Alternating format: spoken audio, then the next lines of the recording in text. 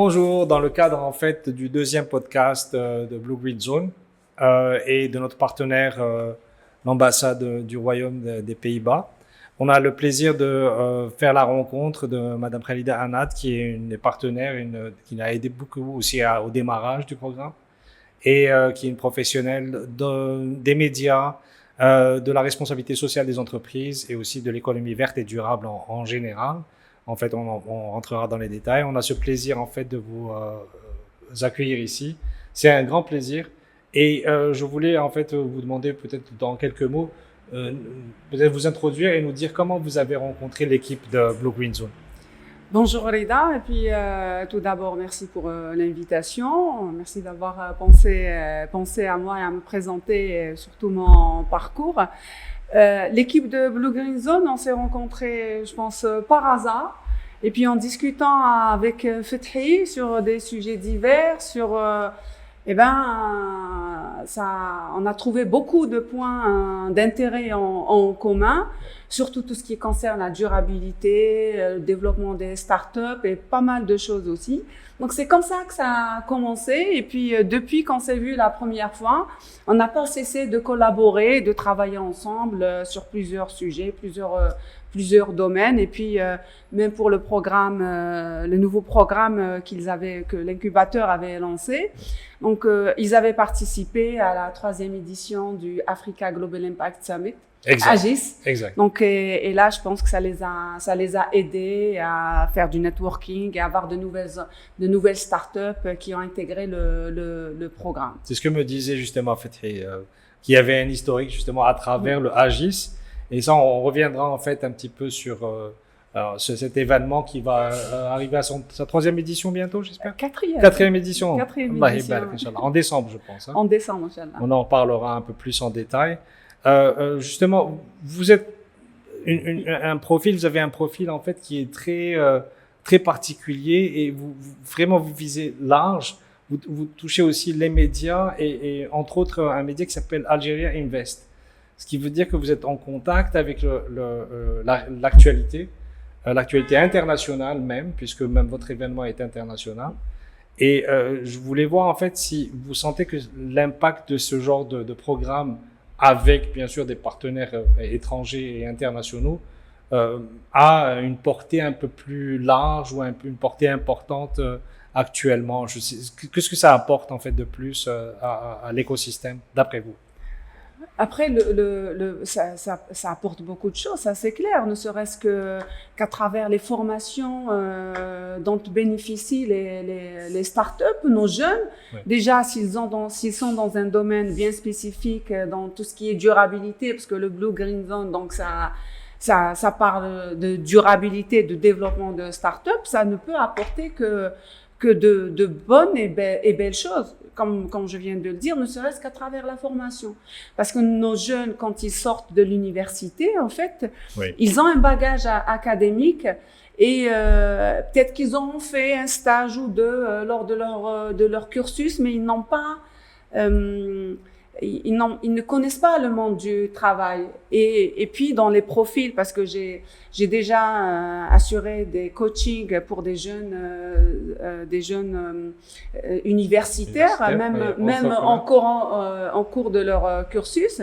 Donc et puis on a des profils, on a des jeunes qui sont faits pour l'entrepreneuriat, qui ont la fibre de l'entrepreneuriat, mais il y a d'autres qui sont faits pour le salariat.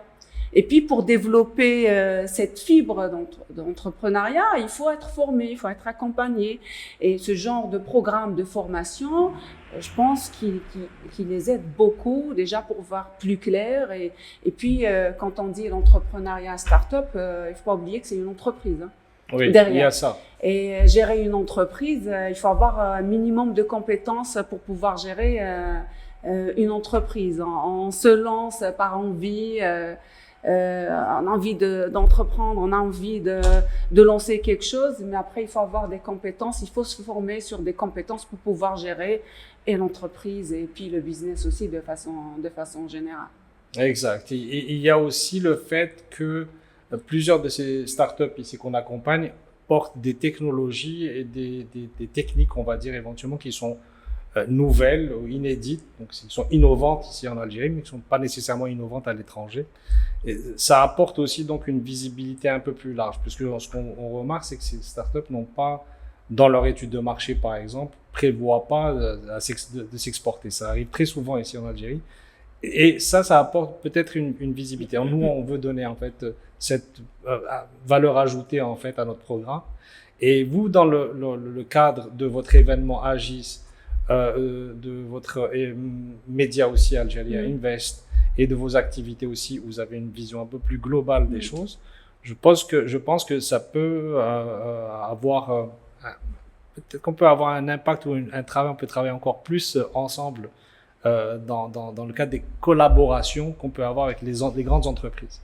Puisque, par exemple, pour faire leurs tests, pour faire de l'open innovation, pour faire valider en fait, et pour se financer aussi au départ, parce que les financements aussi sont manquants, peut-être qu'on peut passer beaucoup plus par la RSE dans le domaine des startups pour justement, toucher la fibre de responsabilité, mais en même temps, la durabilité, c'est aussi tout un domaine économique.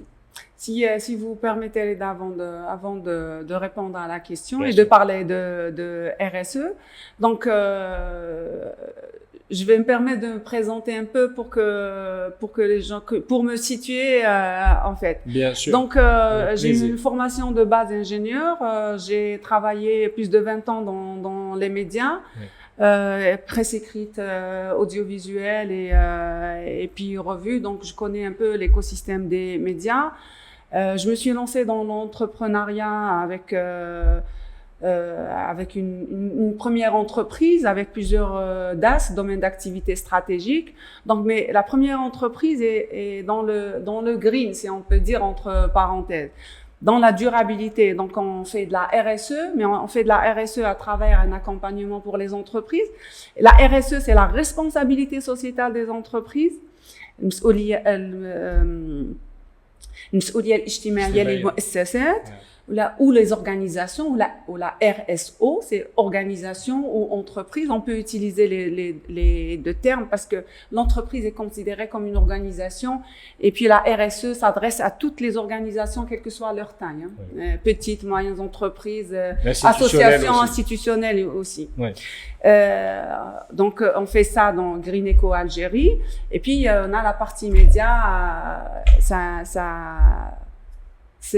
pour moi, c'est tout à fait naturel et normal que je sois aussi, que je reste dans les médias, vu mon expérience. Okay. Donc, déjà, en revenant aux startups, on crée une startup pour répondre à un besoin existant et où dans les solutions n'existent pas. D'accord. Donc, pour créer une startup, pour moi, on innove pour résoudre un problème. Offrir les mêmes solutions qui existent ailleurs, c'est pas grave. Donc c'est un début. Le problème est posé dans une zone géographique précise. Il n'y a pas de solution pour ce problème. Donc une start-up est là, est créée pour résoudre ce problème en offrant des solutions. On peut commencer par copier, il n'y a pas de souci. La Chine a commencé par copier les voitures, hein. Donc, en copiant, les Chinois ont commencé par copier. Les Occidentaux ont copié la civilisation musulmane. Oui, donc il y a pas de souci. On commence par reproduire, pas copier, on va dire, par reproduire des modèles qui existent ailleurs, mais toujours on les contextualise. Après, à partir de cette base-là, on peut innover et puis au fur et à mesure. Sur le terrain, les startups innovent, hein. Donc on a beaucoup de startups qui innovent dans des solutions, même si elles ont commencé par reproduire des modèles qui existent ailleurs. Oui. Revenons à la RSE. Donc quand on dit RSE, on dit durabilité.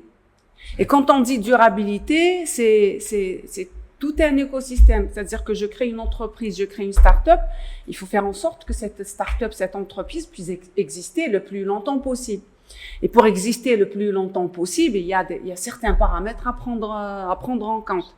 Il faut de l'éthique, il faut le respect des consommateurs, il faut le respect des fournisseurs, il faut le respect de la communauté où évolue l'entreprise, le territoire où évolue l'entreprise.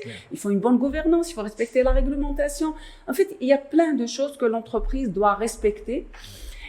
Respecter pourquoi? Respecter en finalité, que tout le monde, je vulgarise, que tout le monde soit content en fait. Tout le monde soit content. Moi, je n'enfreins pas la réglementation, donc je suis claire, clean, nette avec les institutions. La loi est contente. J'ai un comportement éthique avec mes collaborateurs d'abord, donc je les garde le plus longtemps possible. Oui. Donc mon turnover diminue parce que un collaborateur qui part à le remplacer, ça coûte de l'argent. Peut-être que les entreprises ou les jeunes dans les startups n'ont pas cette notion, sont pas conscients, oui. mais remplacer un collaborateur, le former, le temps qu'il arrive, il arrive au même niveau de performance que celui qui est parti, ça coûte de l'argent. Oui. Donc la RSE est là pour faire perdre moins d'argent aux entreprises et que ces parties prenantes toutes ces parties prenantes soient satisfaites, soient contentes et que les collaborations durent le plus longtemps possible. Ce qui veut dire plus longtemps possible, c'est-à-dire l'entreprise, elle est stable dans le temps, dans la durée, elle performe, elle avance, elle évolue et puis elle dure le plus longtemps. Ça ressemble un peu à l'éco-responsabilité, puisqu'un écosystème, c'est ça, c'est l'équilibre en fait entre les différents acteurs qui survivent à Bien long sûr, terme. donc c'est ça les écosystèmes équilibrés. C'est vrai l'écosystème en fait en tant qu'entreprise. Moi j'ai des collaborateurs, je travaille avec les institutions publiques, j'ai des fournisseurs, j'ai des clients, j'évolue dans un environnement géographique, j'ai des gens qui habitent, une population qui habite autour de mon emplacement. Est-ce que j'impacte? Quel est mon impact sur tout cet écosystème? Quel est l'impact de cet écosystème sur mon entreprise, sur mon business? Oui. Donc, quand on se lance dans une démarche RSE, en fait, on prend en compte tous ces paramètres-là, tout ce petit monde-là autour. Et d'ailleurs, pour avant de se lancer dans une démarche RSE et de la formaliser, on doit faire un diagnostic, on doit consulter, questionner ces parties prenantes, internes et externes, pour situer un peu leurs priorités avec les priorités de l'entreprise. C'est à partir de là, en mettant en place une matrice de matérialité, c'est à partir de là qu'on peut mettre en place après une démarche RSE avec un plan d'action. Parce que je ne peux pas décider d'un plan d'action RSE en restant dans mon coin, dans mon bureau ou au niveau de la direction. Les urgences. Parce qu'il y en a qui gérer les urgences, c'est une autre histoire. C'est une autre histoire. Et en fait, la RSE est là pour aider les entreprises à exister le plus longtemps possible, à rester sur le marché le plus longtemps possible, et que toutes ces parties prenantes soient prises en compte, leurs priorités, et que tout le monde soit content pour que le business dure le plus longtemps possible et avec le moindre friction ou tension et l'harmonie aussi, c'est quelque chose de positif. Oui, bien sûr, qui peut impacter de façon directe ou indirecte l'entreprise. Mais il y a ça, mais c'est aussi que l'économie verte et durable, c'est aussi un domaine en fait porteur, c'est-à-dire qu'il y a une valeur ajoutée, qu'il y a une valeur dans l'économie de plus en plus importante. Maintenant, même les achats dans l'exportation, dans les normes internationales, il va falloir aussi prouver qu'on est responsable au moins écologiquement jusqu'à un certain point. Pour le reste, et moi je travaille par exemple avec une petite start-up qui est dans les mines et dans les mines artisanales, et puis à ce moment-là, il y a un impact certain. Les gens veulent acheter des minerais éthiques, par exemple. Et là, il y a tout un une échelle de mesure. Par exemple, je donne un exemple.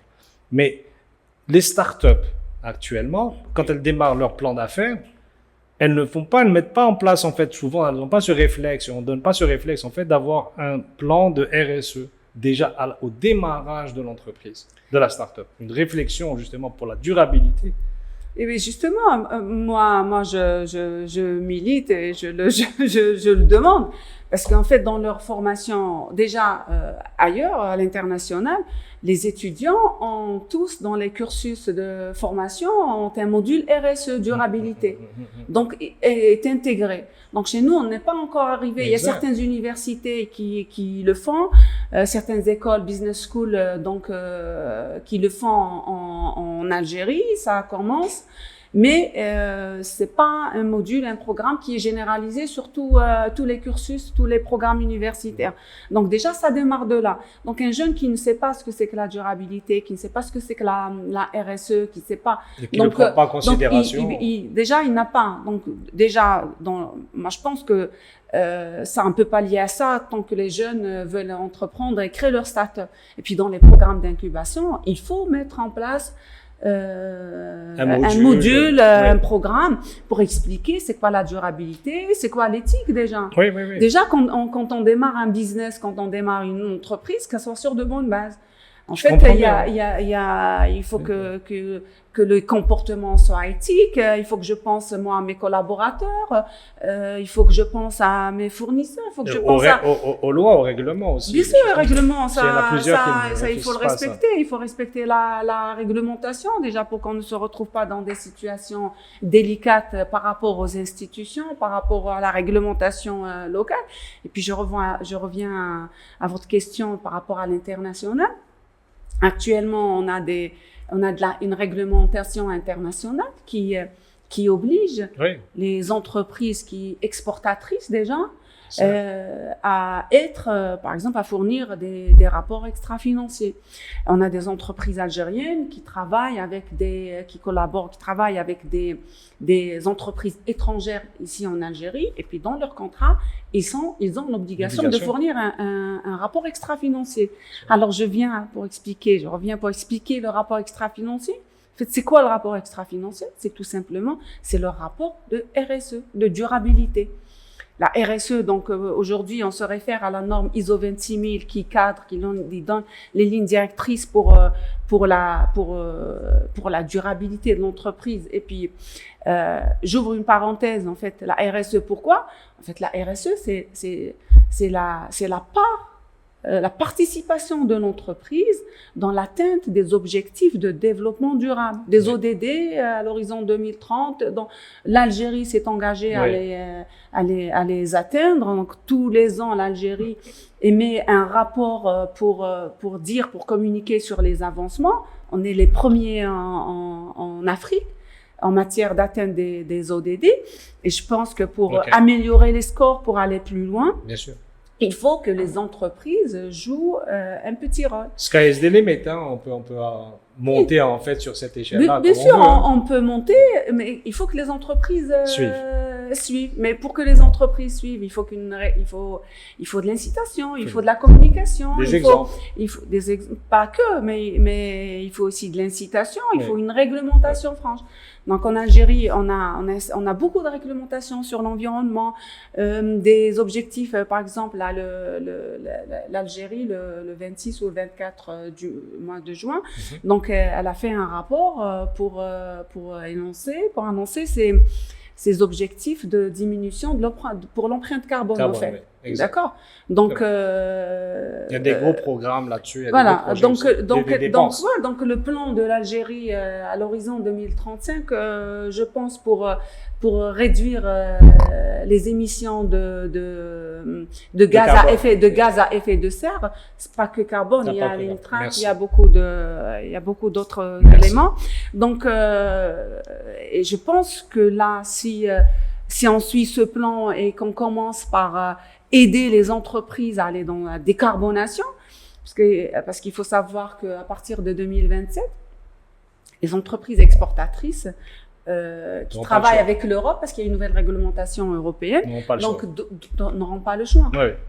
N'auront pas le choix. Et pour ça, il faut qu'elles prouvent en fait tout ça. Oui, donc il y a des métiers aussi, des métieds de la RSE en fait aussi à développer. En fait, diminuer son empreinte carbone fait partie d'une démarche RSE. C'est-à-dire quand on diminue son empreinte carbone, ses émissions de gaz à effet de serre, ça ne veut pas dire qu'on fait de la RSE. Il faut savoir que quand on se dit être dans une logique, dans une démarche RSE, c'est une démarche globale. Je ne peux pas dire que je fais juste côté environnement et j'ai fait de la RSE. C'est une démarche holistique. On prend en compte plusieurs 7 axes, si vous voulez. Je travaille sur les axes. Les entreprises ne sont pas obligées de travailler sur tous les axes en même temps, mais je travaille une première année sur un axe, sur 2, 3 actions, et on avance jusqu'à. Mais il faut un plan, une démarche globale. C'est comme par exemple d'être aussi un citoyen ou être un citoyen modèle. On peut s'améliorer au fur et à mesure. Mais en fait, la RSE s'applique aussi aux individus. Hein. Bien sûr. Donc moi, quand je recycle, je fais du tri chez moi et que je ne mélange pas. Gaspille pas. Je ne gaspille pas l'eau. Je fais attention à l'eau. À mes voisins. Je suis bien sûr mes voisins.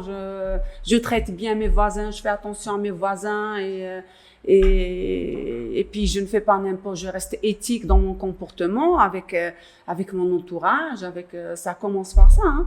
Donc si on est éthique, on est convaincu. Après, si on travaille dans une entreprise et surtout si on est dirigeant d'entreprise, on a ses convictions, c'est encore mieux parce que actuellement la RSE c'est une démarche volontaire, elle n'est pas obligatoire même au niveau international. Donc la norme ISO 26000 qui encadre ça, elle est volontaire.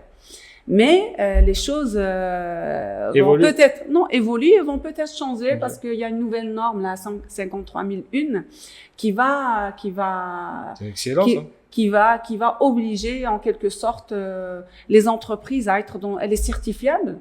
Donc certifiable qui veut dire les entreprises doivent être certifiées, et quand on est certifié, on est audité et puis on passe par tout le processus et on respecte les lignes directrices de la norme, on respecte les exigences de la norme. Et donc il y a une nouvelle norme qui va être publiée au mois de septembre qui pourrait changer les choses. Et dans la nouvelle, déjà dans les lignes directrices de la norme, on parle beaucoup de RSE. La RSE, elle est un point fort. Mais on parle de l'ISO 9001, on parle de l'ISO 14001, et on parle de beaucoup de choses. Mais la RSE est au cœur de la norme aussi. Où est-ce qu'on peut s'informer en fait des grandes lignes directrices Hadou, les normes Hadou? Est-ce qu'il y a comme un site web de référence? Il y a les normes. En fait, les normes, on les retrouve sur le site de l'ISO. D'accord. En fait, ouais. On les retrouve. Donc, elles sont pas. On a des résumés, peut-être on trouve, mais les normes, il faut les acheter. En Algérie, donc il y a l'IANOR, donc on peut acheter aussi des normes au niveau de l'IANOR, et c'est comme ça qu'on peut s'informer. Ma question, c'était pas à ce niveau-là, c'était pas à ce niveau de détail. C'était où est-ce que je sais pas, un entrepreneur, un employé, un responsable en fait dans une entreprise peut s'informer pour avoir en fait des grandes lignes de ce qu'est la RSE, parce que j'ai l'impression que les gens ne sont pas nécessairement informés. Il n'y a pas de formation, je ne vois pas de formation systématique là-dedans. Je vois pas un média ou des médias qui en parlent souvent. Il y a pas une emphase là-dessus. Donc c'est peut-être important. Et on manque aussi un petit peu de médias qui en parlent au fur et à mesure, qui donnent des exemples. Il y a des articles de presse, il y a des médias qui en parlent, mais dans un contexte temporaire. Les médias, ils ont des pages thématiques, donc durabilité ou donc environnement, donc elles en parlent. Lorsqu'il y a des événements, il y a ce qu'il y a de l'actualité, c'est repris automatiquement par les médias. Mais si d'emblée on ne connaît pas, on n'est pas sensibilisé sur la RSE, on ne connaît pas, donc on ne va pas chercher ce qu'on ne connaît pas. Oui, mais par curiosité, donc si quelqu'un veut s'informer, sur Internet, sur Internet, il y a beaucoup de choses. Il y a des articles. On va sur les sites des organisations, donc on peut voir ce qu'elles font. Il y a des médias spécialisés dans le monde. Mais il n'y a pas un site en Algérie, c'est une suggestion, c'est une idée. Il n'y a pas un site en Algérie qui est en fait un site référence, où les gens peuvent s'informer c'est quoi les grandes lignes, des choses comme ça. Et hop, ils peuvent peut-être un peu ça orienter. Moi, je n'en vois pas un site. Je ne vois pas un site. C'est une opportunité. Oui, C'est une opportunité. Parce que à un oui, moment ça donné, peut être une opportunité. Nous, dans Algérie Invest, donc Algérie Invest qui est un média spécialisé en économie. Oui. Donc, on a une rubrique RSE, durabilité, où on revient, on parle de RSE, on parle de durabilité. Vous archivez vos anciens oui, c'est archivé. Tous les articles sont archivés, donc les gens peuvent revenir sur le site et c'est archivé comme tous les autres Parce que moi, articles. Je vois pas qu'il n'y a pas beaucoup en fait de contenu. Alors, à un moment donné, on parlait beaucoup dans les fin des années 2018, 2019. Pendant la pandémie, on parlait beaucoup de développer le contenu algérien. Oui. Et aider des startups ou des entreprises, des jeunes entreprises à le faire. Parce que les influenceurs et des choses comme ça, c'est aussi une économie, hein, c'est une économie émergente puisque c'est une source de revenus importante pour certaines personnes. Les entreprises, souvent, elles investissent dans des influenceurs plus que dans des actions éventuellement concrètes. Et après, c'est une question de visibilité, de stratégie et puis de retour sur investissement aussi. Exact. Mais en revenant à la RSE, c'est vrai qu'il n'y a pas beaucoup de formations. Moi, il m'est arrivé de rencontrer des personnes dans des entreprises qui me disent je suis chargée et entre autres RSE. Oui. Mais qui m'avoue, mais je sais pas la RSE, j'ai pas été formée, je suis pas formée, donc on m'a collé ça, mais je ne sais pas. Je ne sais pas. Et nous, au niveau de Green Eco Algérie, parce que lorsqu'on va accompagner une entreprise dans une démarche, on commence toujours par former la direction, expliquer c'est quoi la RSE, ne serait-ce que les bases. Comment faire et pourquoi la RSE. Déjà, si on est consulté, c'est qu'il y a une volonté. C'est qu'une volonté, il y a un minimum de connaissances. Mais souvent, les collaborateurs ne savent pas. Donc, on propose l'accompagnement, c'est-à-dire la formation ou la mise à niveau en matière de connaissances au sujet de la RSE. Oui, de base, c'est plus possible. Et puis, moi, je pense que c'est ce qu'il faut faire ça, parce que quand on fait après le diagnostic, quand on lance un diagnostic, pour avoir des réponses fiables et proches de la réalité, il faut que les gens sachent à quoi ils répondent. Ouais. Et il faut qu'ils comprennent, je réponds à quoi? Cette question, c'est quoi? C'est vrai. Donc, la formation est pour avoir des résultats le plus proche possible de la réalité. Bien sûr. Voilà. Mais vous pouvez nous expliquer un peu Green Eco Algérie? Moi, je ne suis pas très au courant en fait de ce que ça fait. En fait, Green Eco Algérie est une entreprise qui existait, qui a été créée par un groupe de journalistes. D'accord. Qui a été créé par un groupe de journalistes. Et l'idée pour eux, c'est de communiquer sur le green. C'est d'aider à faire des revues ou dans tout ce qui est green, tout ce qui est vert. Mais après, au fil des années, ça n'a pas marché. Et un beau jour, on m'a proposé est-ce que tu veux être actionnaire avec nous? On veut un peu du son nouveau pour une nouvelle dynamique pour l'entreprise. Donc je suis rentrée. Bravo. Donc, j'ai investi un peu d'argent dans l'entreprise, mais au fil de temps, donc, les actionnaires ont changé. Donc, c'est une SARL. Je la dirige depuis 2020, 21, enfin, disons 22, 23, lorsque j'étais dans le salariat. Donc, lorsque j'ai quitté le salariat, je me suis consacrée à développer Green Eco Algérie. Oui. Déjà, la base était là. Donc, le green, le nom et tout ça. Moi, je suis j'étais déjà beaucoup sensibilisée à la RSE, ce qui est durabilité. Et puis, de par mon éducation aussi. Mon éducation, mon entourage, on fait attention à l'eau, on fait attention aux voisins.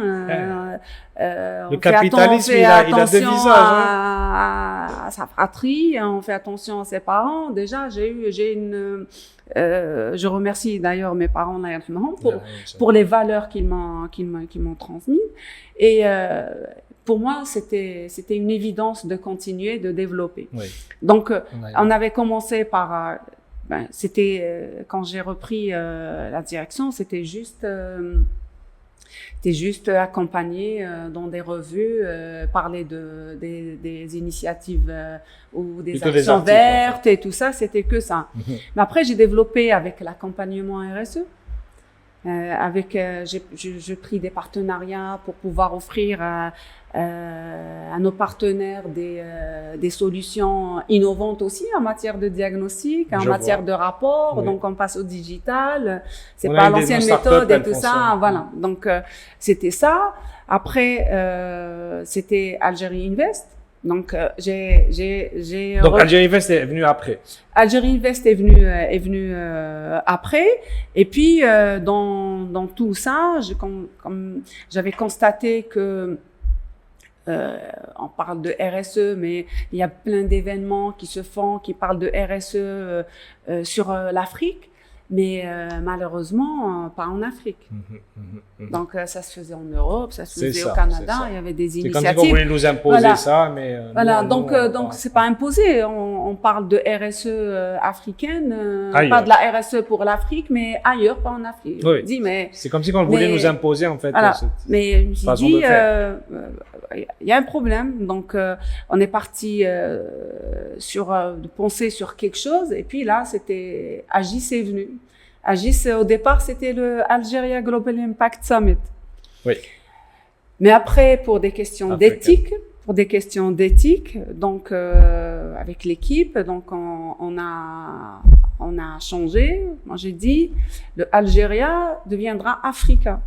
Donc à ce moment-là, on m'a dit, c'est gros. C'est gros. L'Afrique, c'est Il y a plusieurs régions. donc plusieurs réalités. Algérie. On peut commencer par l'Algérie, mais moi, j'ai dit par éthique, non. On va sur l'Afrique, on se lance. Donc c'est comme ça que le Africa Global Impact Summit est né. Et on s'est lancé. Ça n'a pas été facile. C'est pas facile. C'est un travail de longue haleine. Je remercie toute l'équipe d'experts qui m'accompagnent, qui sont volontaires, qui travaillent, ils sont pas rémunérés. Et puis entre parenthèses, personne n'est rémunéré parce qu'on travaille pour l'événement, on travaille pour l'événement, on travaille pour la RSE, mais on travaille surtout pour l'image de l'Algérie. Je vois. D'accord. Donc l'image de l'Algérie, pour que l'Algérie soit quand même le point de départ pour l'Afrique. Pour moi, c'est naturel. Oui. Pour moi, c'est naturel. Donc, l'Algérie qui se positionne la locomotive de la durabilité de la RSE en Afrique, je pense que c'est tout à fait naturel. Le gouvernement algérien fait beaucoup pour les pays africains. Bien sûr. En effaçant les dettes, c'est de la RSE par rapport à nos voisins africains. On aide beaucoup nos amis africains, les étudiants africains qui viennent suivre leurs études en Algérie. Donc, en fait. Donc, Africa Global Impact Summit en Algérie, qui soit lancé en Algérie, c'est la cohérence. C'est exactement. Mais est-ce qu'il y a eu un lien avec l'IATF? Parce que non, on n'a rien à voir. J'étais investi un petit peu là-dedans, du volet, ils vont m'appeler diaspora, moi j'aime pas ce terme-là, mais est-ce qu'il y a eu un lien? Parce que c'est tout à fait normal, il y a eu des investissements qui ont été annoncés, il y a eu des choses très, très intéressantes. Non, on n'a pas de lien avec l'IATF, pardon. Donc, Agis, c'est une initiative privée. Je parle pas de lien direct. Oui. Ce que je veux dire, est-ce que vous avez été impliqué par la suite? Parce que moi, je n'ai pas été impliqué. Moi, je me suis inscrite, donc je suis partie en visiteur parce que c'est quand même un grand événement. Oui. Mais après, à des échelles différentes. Donc, nous, c'est une petite PME qui organise Agis. En parallèle, c'est une grande institution qui organise l'IATF. Mais on aimerait bien arriver à mobiliser l'écosystème africain et les institutions africaines, les gouvernements africains autour de la question de la durabilité, et puis faire un événement comme l'IATF. Il se peut aussi qu'à un moment donné, il y ait des entreprises algériennes, parce qu'on est en train de les pousser à exporter en Afrique, mais si elles ne respectent pas les règles, c'est qu'à un moment donné, on leur fait face avec Alors, en Afrique, aux frontières, vous n'êtes pas responsable nécessairement environnementalement ou quoi que ce soit, vous respectez pas certaines choses. On le savait pas ou là un truc comme ça. Il faut le savoir, il faut savoir où est-ce qu'on s'en va. Et il faut normaliser. Vous aussi, vous êtes en train d'essayer d'harmoniser. Oui, nous c'est beaucoup plus de sensibiliser et puis d'essayer d'intéresser. Je sais pas si vous avez assisté aux 3 dernières éditions, mais en fait le premier objectif c'est sensibiliser, informer et former. Oui. Parce qu'on organise, on invite des panélistes et des experts de haut niveau qui viennent parler de concepts, parler de thématiques qu'ils maîtrisent très bien. Et puis les gens, quand ils viennent, nos invités, quand ils viennent assister au panel, ils apprennent beaucoup de choses. Mais en fait, c'est ça l'objectif. Et puis de créer une dynamique, un écosystème de collaboration. On favorise le networking. On invite des startups qui offrent des solutions qui peuvent aider dans le plan RSE des entreprises. Donc ça ouvre des portes aux startups. On cherche des solutions en matière de RSE. Peut-être que on doit faire une démarche, on doit aller vers une démarche RSE, mais on ne sait pas par où commencer. C'est quoi? Ça nous tombe du ciel. C'est quoi en fait? C'est clair. Il faut commencer par ça. Il faut commencer. Donc les gens viennent s'informer. Mais après, en point de vue réglementation, les contraintes sont beaucoup plus de l'autre côté de la Méditerranée. Oui. Donc en intra-Afrique, on n'est pas encore là, je pense. Mais ça va venir. On est en train de faire des choses entre Africains pour les marchés étrangers. Je pense que ça va venir. Mais je pense que dans cette question de RSE, de durabilité, moi je pense qu'il y a une certaine injustice ou un déséquilibre, disons.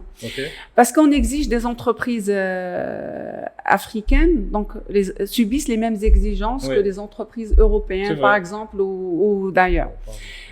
Mais il faut savoir que les entreprises africaines n'ont pas les mêmes aides, les mêmes accompagnements que les entreprises en face ont. Oui, et les fondations qui suivent. Donc c'est pas la même chose. Et puis il faut prendre en compte le paramètre contexte. Ce que moi je peux appliquer en Europe, aux États-Unis, je ne peux pas forcément l'appliquer en Algérie. C'est clair. Lorsque j'ai une démarche RSE, lorsque je demande, il y a des actions RSE qui sont faites ou par les entreprises sans pour autant être dans une démarche RSE ou connaître la RSE. Oui. Il y a des actions que les entreprises, de par la culture, de par la religion, de par le contexte, mais si on va en Europe ou ailleurs, on ne les trouve pas forcément. Elles vont être codifiées autrement. Elles vont être codifiées de manière plus empiriquement, des choses comme ça. Donc, puis la nouvelle norme, la 53001 qui va arriver dans les lignes directrices de la 53002 qui met déjà le cadre et les lignes directrices. On parle beaucoup de contexte. La contextualisation est importante. Oui, bien sûr. D'accord. Donc, ce qu'on peut appliquer ailleurs, on ne peut pas appliquer dans, par exemple, le contexte algérien. Et puis, je ne peux pas, pour moi, je ne peux pas comparer une PME étrangère qui a toutes les aides, tout le support, tout le soutien pour mettre en place une démarche, toutes les facilitations fiscales ou pour mettre en place institutionnelles pour être dans une démarche RSE. Locale ou nationale. Et puis une PME algérienne ou africaine, on n'a pas les mêmes avantages, on n'a pas les mêmes facilitations, on n'a pas. Donc, je pense que même les Européens ou les Américains, quand ils doivent mettre en place une réglementation, qu'ils prennent en compte cette histoire de contexte. Bien sûr. Mais justement, en parlant de contexte, là, on parle aussi on va revenir un petit peu au contexte ANA, qui est Blue Green Zone, qui est les startups, qui sont les startups. On a des startups qui sont très, très, très poussées ou qui offrent des choses très utiles, aussi même aux entreprises, pour qu'elles puissent les aider à respecter justement un peu plus leur engagement social, environnemental et tout ça. Et de temps en temps, on trouve qu'il y a un petit problème dans l'adoption. Dans l'adoption de ces solutions, Parce qu'une solution de temps en temps qui est encore en MVP, qui est en fait qui n'est pas encore, qui est encore en prototypage, des choses comme ça, a besoin d'un soutien supplémentaire. Dans notre contexte, justement, maintenant, un financement des MVP, des prototypages, des choses comme ça. Donc, il faut qu'on se tourne aux entreprises. Les entreprises, elles n'ont pas nécessairement les outils, le budget, des choses comme ça. Donc, c'est pour ça ils ont créé l'Open Innovation. C'est quelque chose que même la R&D, c'est quelque chose de très important chez les entreprises. Oui. Ça peut aider à améliorer les produits, les services à l'entreprise, qui peut-être devenir plus durable. Mais les entreprises peuvent faire ça avec des startups. Et là, on voudrait éventuellement aussi pousser un peu plus le savoir-faire dans la gestion de projets de Open Innovation pour que les deux parties soient gagnantes. Et puis qu'on puisse gérer aussi les attentes des deux. Parce que de temps en temps, on se dit, OK, moi je vais investir là-dedans. Est-ce que c'est de la R&D? Est-ce que si on va co-développer quelque chose? Si on co-développe quelque chose, est-ce qu'on va partager la propriété intellectuelle ou est-ce qu'on va pouvoir créer une co-entreprise ensemble? Il y a beaucoup d'opportunités chez une start-up. Elle peut après ça se muter, pivoter, des choses comme ça en fonction de... Bien sûr, il y a beaucoup à faire. Hein. Donc, les entreprises, lorsqu'elles ont une problématique où elles doivent développer quelque chose, donc, l'entreprise n'a pas les ressources, forcément les ressources humaines ou financières pour le faire. Je trouve que, au contraire, il faut faire appel aux startups. Déjà, les startups, c'est pratiquement des jeunes. Donc, et les jeunes, ils ont plein d'idées, ils ont les idées, l'énergie et puis la volonté de faire aussi que peut-être dans des entreprises on ne retrouve pas. Oui. D'accord. Donc, mais ça reste toujours une relation de travail. Moi, je dis contractuelle. Il faut mettre en place une convention, un contrat et puis écrire noir sur blanc. Tout, à quoi s'attend. Et puis avoir les attentes, les obligations, devoirs de chacun. Et puis il faut mettre un contrat en place. Et ça, pour moi, c'est une évidence. On est d'accord qu'il peut éventuellement y avoir quand on parle d'innovation, il peut y avoir quelque chose qui est inattendu, qui émerge éventuellement des idées. Mais il faut, bien sûr, c'est une relation aussi contractuelle entre deux entreprises. Oui. Et ça, je pense qu'on a besoin d'un peu plus, en fait, d'expertise, d'y réfléchir, d'y penser un peu plus. Et je pense que c'est une belle avenue aussi, parce que il y a beaucoup de startups qui peuvent émerger, il y a beaucoup d'entreprises aussi qui peuvent respecter un peu plus leurs responsabilités grâce à des startups. Mais après ça, comment gérer la relation binôme? Il y en a beaucoup. Par exemple, GIZ, dernièrement, ils avaient fait pas un podcast, mais un webinaire là-dessus. Ils disaient aussi, l'intermédiaire, il faut un intermédiaire, il faut un gestionnaire de projet qui puisse éventuellement intermédiaire dans ce sens-là, où là, c'est l'incubateur. Mais l'incubateur, après ça aussi, il doit aussi survivre, c'est-à-dire qu'il doit sortir une valeur. La valeur, elle n'est pas là nécessairement au départ, elle peut être là plus tard. Puis se dire, OK, je prends un risque avec vous, d'accord, je m'engage. Oui. Mais après ça, si vous gagnez aussi, je vais prendre bien sûr, il faut que les partenariats soient gagnant-gagnant, parce que c'est pas pour qu'ils restent durables, hein. Donc, il faut que les partenariats soient gagnant. On voit que les gens, ils se disent, ça, c'est du bénévolat, donc on va essayer de faire. Non, il faut contractuer. Donc, non, tout effort mérite récompense. Donc, et puis on dit start-up, mais une start-up, c'est une entreprise.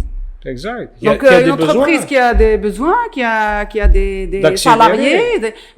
Avant d'accélérer, on a des salariés qu'on doit payer. Il y en a beaucoup qui ne considèrent pas les startups comme donc, une startup, c'est une entreprise. Bien sûr. D'accord. Qui a des frais. Avant d'avoir le label startup, on crée une entreprise. Et si on n'a pas le label startup, on reste une entreprise. On fait pas d'open innovation. On peut faire de l'open innovation. On n'a pas les avantages fiscaux qui sont prévus là-dedans. Prévus pour les startups. Mais après, il faut. Mais je reviens à dire que tout est dans la formation. Tout est dans la formation. Moi, j'avais des notions de management parce que j'ai grandi avec un père entrepreneur. Donc j'ai grandi dans ce milieu, donc je sais c'est quoi la gestion d'entreprise, c'est quoi la comptabilité, c'est quoi. Donc j'avais quand même une base, mais j'ai dû m'inscrire à faire un executive MBA pour pouvoir gérer l'entreprise. Et puis au fur et à mesure l'avancement de ma formation, on voit que la gestion d'entreprise n'est pas simple. En fait, Absolument pas. il faut maîtriser la ressource humaine, il faut maîtriser côté légal, Bien côté sûr. éthique, et il faut maîtriser la gestion de projet, Son il faut budget. maîtriser la communication, il faut maîtriser le marketing, et il faut maîtriser la supply chain, il faut maîtriser Exact, tout ce qui la concerne technologie. l'entreprise. Il faut maîtriser la technologie. Il faut maîtriser pas au point de tout faire, mais au moins qu'on sache, si j'ai un DRH, je comprendrai son langage. J'ai un responsable logistique, je comprendrai son langage. Et je saurai le suivre, je saurai l'accompagner dans ses missions. Exact, c'est avoir un tableau de bord, savoir si on J'ai va un dans le bon responsable sens. de communication, quand il me parle, je maîtrise. J'ai un financier, à la fin, je sais lire un bilan financier. Oui, ouais, c'est une autre histoire aussi. D'accord. Mhm. Donc la formation et la chance ou l'opportunité qu'ont les startups, donc dans les incubateurs, c'est que ils ont accès à la formation. Oui, Et souvent il y a des incubateurs qui font appel à des professionnels pour assurer des formations dans des domaines stratégiques, que ce soit le leadership, que ce soit le management, que ce soit le finance, que ce soit la croissance, la gestion de ressource, croissance. gestion de croissance et Bien tout sûr. ça. Donc ça, c'est une opportunité. C'est-à-dire que même si on n'a pas une formation en management, on vient d'un autre domaine et qu'on crée sa start-up, aujourd'hui, les jeunes ont la chance d'avoir accès aux incubateurs. Il y a des incubateurs publics, il y a des incubateurs qui sont pas tous, soutenus, financés par des organismes ou Bien sûr, des mais institutions qui offrent des formations gratuites. Oui. Et puis généralement, les formateurs qui vont dans des incubateurs, les professionnels, ils sont dans le volontariat. Donc souvent. Et souvent aussi, ce qui veut dire qu'on donne pas, on ne valorise pas aussi la RSE jusqu'à un certain point. On se dit pas jusqu'à un certain point que c'est un investissement aussi souvent. Bien sûr. Et il faut se le dire parce que c'est ça qui va assurer une durabilité et aussi une conformité du produit et des services. Bien sûr, si je fais un produit, donc je pense à son cycle de vie, je pense à si on pense à tous ces paramètres avant le lancement d'un produit, c'est-à-dire moi je vais commercialiser, je vais produire un stylo, le plastique, est-ce qu'il est recyclé? Oui. Je vais utiliser l'eau, comment je vais la recycler, comment je vais épurer l'eau, j'ai des collaborateurs, dans quelles conditions ces collaborateurs vont travailler, est-ce que je fais des rejets de gaz, je fais des rejets dans la nature, ça impacte, comment ça peut impacter la communauté locale. Oui, exact. Si on prend ces paramètres dès le début, avant le lancement du projet, ça économise du temps, de l'énergie et de l'argent surtout. Puis ça prépare aussi la société aussi à se construire sur de bonnes bases. Et puis bien sûr, si je pense au cycle de vie du produit et que le produit soit après son utilisation, il revient en matière première, il est tout est recyclable, donc et tout est recyclé, donc j'ai un impact moindre sur l'environnement, sur la préservation des ressources. La préservation des ressources. Mais vous faites plus d'argent aussi. Bien sûr. Mais c'est ça l'idée aussi, c'est à un moment donné de se dire économiquement c'est viable. C'est très viable. Bien sûr, parce que mon produit, je peux le récupérer en fin de vie, en matière, et qui devient matière première pour autre chose. Sinon, à un moment donné, vous allez vous retrouver devant une loi qui va vous dire, ah non, il va falloir recycler, mais si t'es pas préparé à l'avance, parce que de temps en temps aussi, il faut se préparer, qu'il faut anticiper. Évoluer. C'est une démarche. Il faut former les jeunes à la RSE, à la durabilité, au développement durable, à intégrer des objectifs de développement durable dans leur stratégie. Ça va aller vers ça, la nouvelle norme qui sera publiée en septembre. Oui. Donc la 53001, donc c'est l'intégration des ODD dans les entreprises. Comment l'entreprise va intégrer et les institutions. J'espère aussi. Oui. Parce que de temps en temps, je retrouve aussi, en Algérie, c'est un contexte. On a aussi de grandes entreprises, de grands groupes industriels qui sont publics. Oui. Ce qui veut dire que vous aussi, vous êtes aussi tenu par ces mêmes règlements, peut-être même plus, puisque vous êtes en fait directement impliqué avec le public. Oui, mais les entreprises publiques, généralement, les entreprises publiques font de la RSE qui n'est pas formalisée. Qui n'est pas formalisée. Font de la RSE, donc qui n'est pas formalisée parce que généralement, ce sont les grandes entreprises publiques qui font face, qui aident l'État à faire face inondations, catastrophes naturelles. Dans les zones reculées, les entreprises publiques font beaucoup dans ce sens. Vous allez voir dans le sud, bien sûr, c'est des actions RSE, mais ça reste des actions RSE, mais dans une RSE qui n'est pas formalisée. Quand elle n'est pas formalisée, elle a un impact moindre.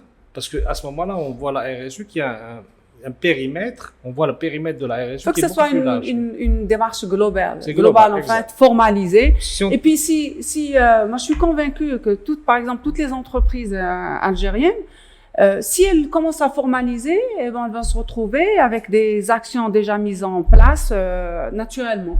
Oui. Naturellement, comme j'avais dit, de par le contexte, de par le.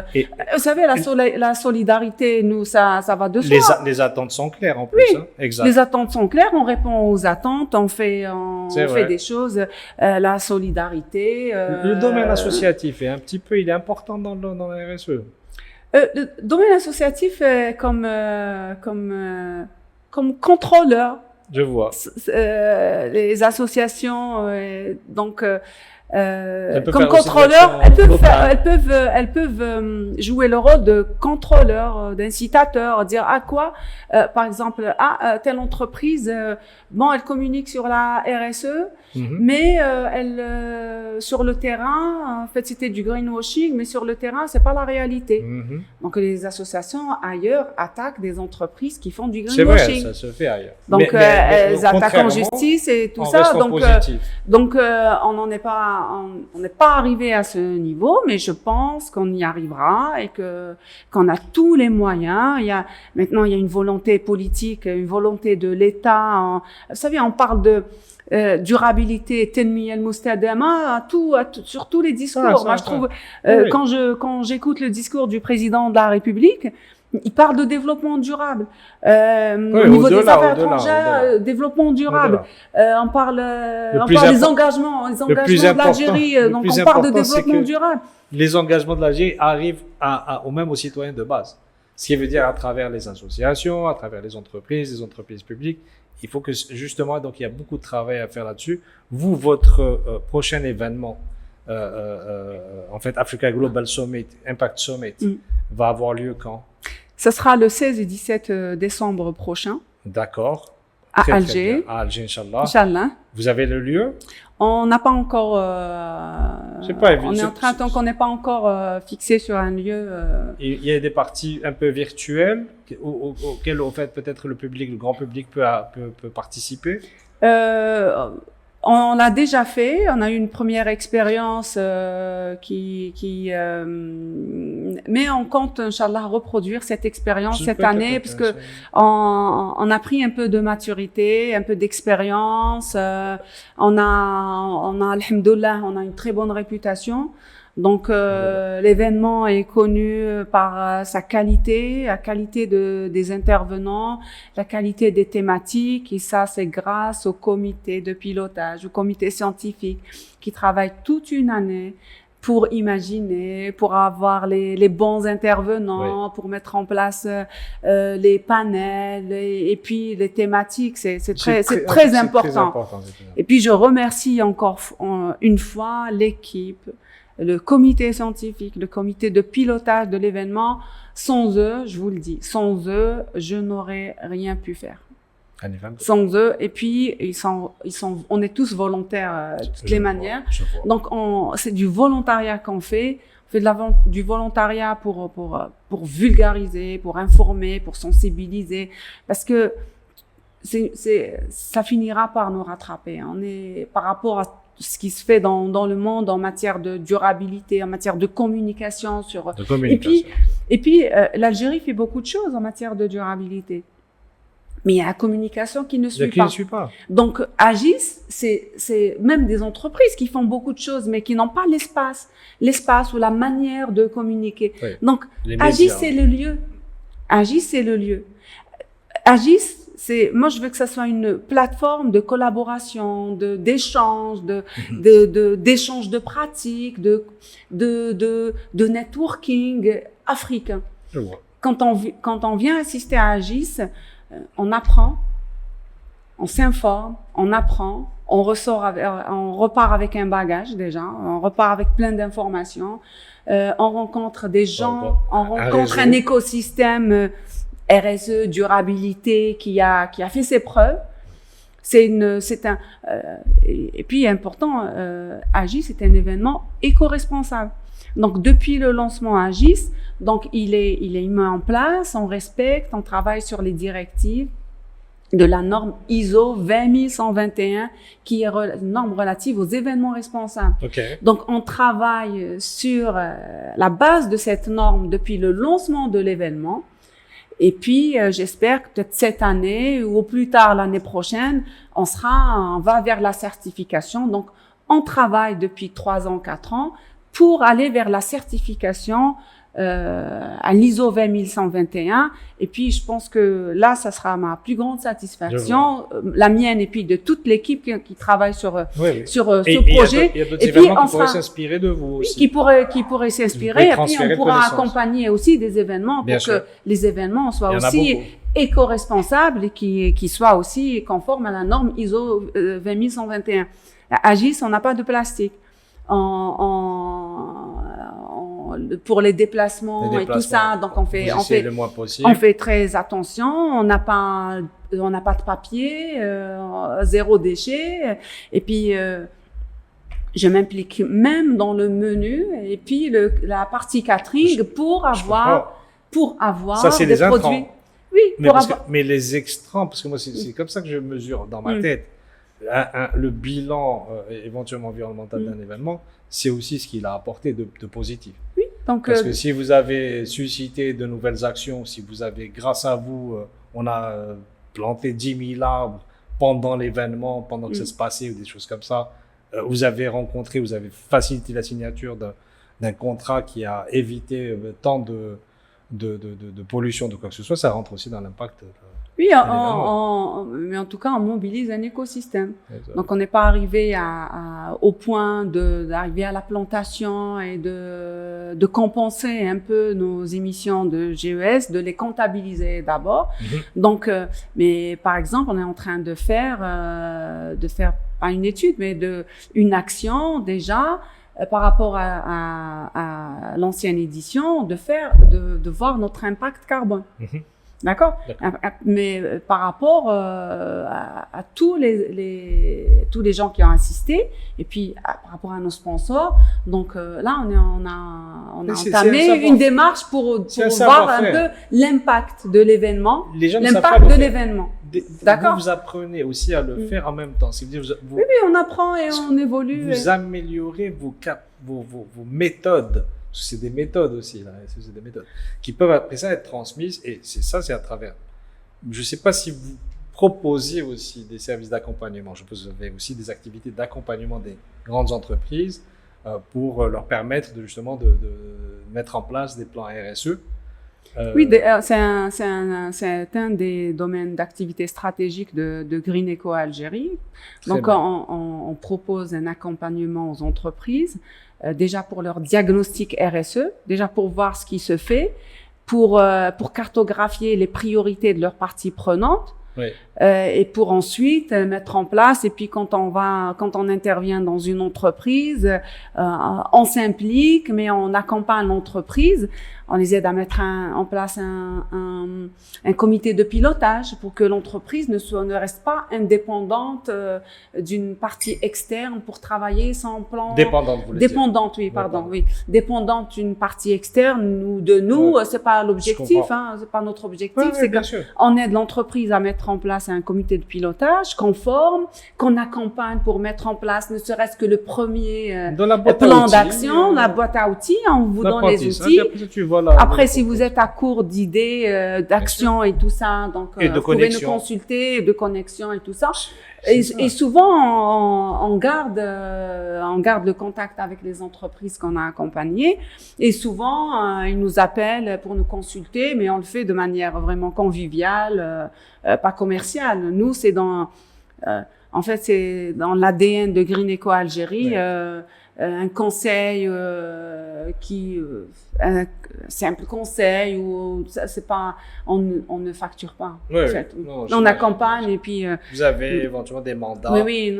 Mais ce que j'aime aussi de l'économie verte, de la responsabilité, c'est aussi organique, parce que c'est ce que j'aime aussi de la nature. Quand on se rapproche de la nature, on se rapproche de la nature en fait, ou qu'on retourne à ces valeurs là, c'est que ça pousse. Si tu mets les choses en place, ton jardin, ton agriculture et tout ça, ça pousse. C'est en harmonie. Les abeilles sont en harmonie avec ça. C'est telle plante, complément de telle plante, des choses comme ça. Avec le déchet, avec qui est récupéré. Et c'est ça qui est. Oui, bien sûr, il faut innover, il faut trouver des actions, il faut accompagner, il faut créer un écosystème en fait sain. Ça. Et qu'il puisse se développer organiquement. Organiquement, mais ensemble. Il faut une dynamique. Il faut une dynamique de l'écosystème entrepreneurial. Il faut un écosystème qui soit dynamique, qui soit éthique, il faut de la sérénité dans les affaires. Quand on évolue dans un écosystème éthique, serein, où tout le monde respecte tout le monde, où tout le monde respecte la réglementation, où on est éthique, je pense que ça apporte de la sérénité et quand on est serein, on avance mieux. Quand on se spécialise, on sait que tu as été spécialisé là-dedans. Spécialisé, il y a la confiance. Moi, je sais que je peux je peux faire confiance, j'avance sereinement. Et puis, que les gens peuvent me faire confiance et on avance ensemble. Vous avez parlé de la confiance. Oui. C'était un des derniers, justement, articles que j'ai partagé, un groupe sur la stratégie d'innovation en Algérie sur LinkedIn. Et il y a des articles qui parlent justement de l'impact de la confiance sur l'innovation. Par exemple, vous prenez une culture comme la Chine ou le Japon, la confiance est tellement importante pour l'établissement des rapports en fait entre fournisseurs, États, des choses comme ça. Et c'est ça qui permet après ça de croître. Sinon, après ça, on se retrouve... C'est tout à fait quand on parle de RSE. Lorsque moi je demande à mes fournisseurs leurs priorités, ce qu'ils attendent de moi, ce que je demande à mes collaborateurs, leur priorité, je travaille sur leurs priorités. Mais en fait, ça crée quoi là? Ça crée une relation de confiance. Moi, je fais en sorte que tu sois bien, je respecte la réglementation, je ne fais pas de coups bas et les gens le savent que je suis éthique dans mes pratiques, que je respecte et que finalement ils trouvent leur compte. Mais il y a ça, mais en plus que si vous êtes dans l'entreprise, dans l'économie, dans l'entrepreneuriat, on a confiance en vous que vous allez prendre des initiatives, vous allez prendre des idées. Mais je peux vous faire confiance. Là, je te fais confiance, Belinda, tu vas avancer aussi, puis on va voir que tu vas avancer, on va avancer avec toi. C'est clair, avancer. Comme je dis, la confiance dans la compétence. Bien sûr, confiance, compétence, et puis le partenariat doit être gagnant-gagnant. On peut pas être dans un partenariat où un gagne et l'autre perd. Ça ne durera pas. Ça marchera une fois. Si tu as peur de signer un contrat. Ça marchera une fois, ça marchera deux fois, mais après, s'il n'y a pas un partenariat gagnant-gagnant, le business ne sera pas durable. La relation sera rompue à un moment ou à un autre s'il n'y a pas de confiance, s'il n'y a pas d'éthique, s'il n'y a pas de bonnes pratiques.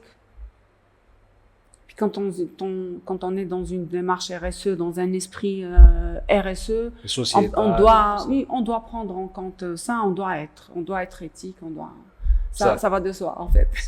Ça, en tout cas, j'espère que ces valeurs-là, qui sont en fait profondément normalement ancrées chez nous, dans notre éducation, dans la valeur même spirituelle, et qui font maintenant leur preuve, puisqu'elles sont adoptées par les plus grandes entreprises, par les plus grands organismes internationaux, face aux défis qu'il y a actuellement de l'environnement, de la pollution et des conflits éventuellement sur les ressources et des choses comme ça. Inch'Allah, ça va très bien avancer. Vous pouvez compter sur nous en tout cas pour soutenir vos démarches, et on sait qu'on peut compter sur vous aussi de la même manière pour soutenir aussi éventuellement les startups Tawana et le programme. Et on vous remercie beaucoup d'être là. J'espère qu'on va vous retrouver sur des médias, sur LinkedIn, des choses comme ça pour annoncer les prochaines étapes. Oui, là, en fait, Agis, ça avance. Donc, ça sera au mois de décembre, Inch'Allah. Et puis, je me lance aussi dans le nautisme aussi. Donc, Ok. Yaka Yachting Algérie est né depuis pas c'est récent. Donc, Yaka Yachting Algérie, donc c'est une nouvelle entreprise qui propose des services dans le tourisme, tourisme durable, tourisme nautique durable. Super. Donc, il y aura de la voile, il y aura de l'accastillage responsable, il y aura de l'accompagnement. Quand est-ce que je signe? Il y aura de l'initiation à la voile parce que on voit pas beaucoup de voiliers, tout ça, qui utilisent la voile, donc ça carbure au gasoil généralement. C'est vrai. Mais on reste toujours dans. Justement, il y a quelqu'un qui est en train de penser à du moteur électrique. Moteur électrique, mais profiter du vent lorsqu'il est là pour avancer. Absolument. C'est l'hybride. Voilà. En fait. Donc, Yaka vient avec beaucoup de surprises. Bon. Et On vous suit où sur Algeria Invest, sur Africa Global Impact Summit? Eh ben chaque domaine a son site. Donc algerieinvest.dz, donc c'est le site. Agis, le Africa Global Impact Summit, donc il a son site. Puis sur Green Eco Algérie, on peut retrouver tous ces domaines avec l'accompagnement RSE, et notamment avec l'outil collaboratif qu'on propose pour le diagnostic pour les entreprises. Génial. Et Yaka Yachting Algérie, donc l'entreprise a aussi son site. Qui est aussi dans l'économie verte et bleue. Donc à ce moment-là, dans l'économie durable, on fera aussi notre slogan, c'est The Sustainable Ocean Experience. Donc, c'est voilà. Blue et Green, c'est aussi. Donc, on offrira aux Algériens une expérience vraiment responsable, avec de la voix, de l'initiation, de la sensibilisation. Et puis, on espère apporter un savoir-faire et puis le transmettre surtout aux jeunes pour créer aussi une dynamique dans ce secteur-là. Oui, il faut aussi des activités pendant l'été. Ce que je voulais dire, c'est que dans le Blue Green aussi, on va être ça va nous faire plaisir aussi d'annoncer aussi le lancement de ce programme-là et de cette entreprise, Inch'Allah. Inch'Allah. Merci beaucoup. Merci pour l'invitation et puis je vous souhaite plein succès pour tout ce que vous faites et je vois ce que l'incubateur fait et vraiment bravo à toute l'équipe. Bravo à toute l'équipe. Bravo l'équipe. Merci tout le monde. À la prochaine, au prochain podcast, Inch'Allah. Allah, merci Reda, merci. Merci Adé.